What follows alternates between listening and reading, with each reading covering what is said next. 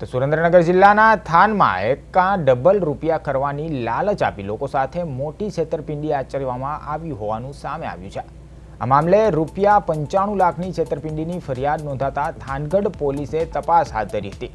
તપાસ દરમિયાન 4 આરોપીઓ દ્વારા છેતરપિંડી આચરવામાં આવ્યા હોવાનું સામે આવ્યું છે। આરોપીઓએ રોકાણ પર રૂપિયા ડબલ કરવાની લાલચ આપી અનેક લોકો પાસેથી મોટી રકમ ઉઘરાવી હતી। પોલીસ તપાસમાં આરોપીઓએ સુરેન્દ્રનગર, રાજકોટ અને મોરબી જિલ્લામાં પણ અનેક લોકોને શિકાર બનાવ્યા હોવાનું સામે આવ્યું છે। થાનગઢ પોલીસની ટીમે ઝડપી કાર્યવાહી કરીને એક આરોપીની ધરપકડ કરી છે, જ્યારે અન્ય 3 આરોપીઓને ઝડપી પાડવા માટે ચક્રો ગતિમાન કર્યા છે। તો પોલીસે અપીલ કરી છે કે આ ટોળકીનો ભોગ બનેલા અન્ય લોકો પણ આગળ આવી પોલીસ સ્ટેશનમાં સંપર્ક કરી પોતાની ફરિયાદ નોંધાવે।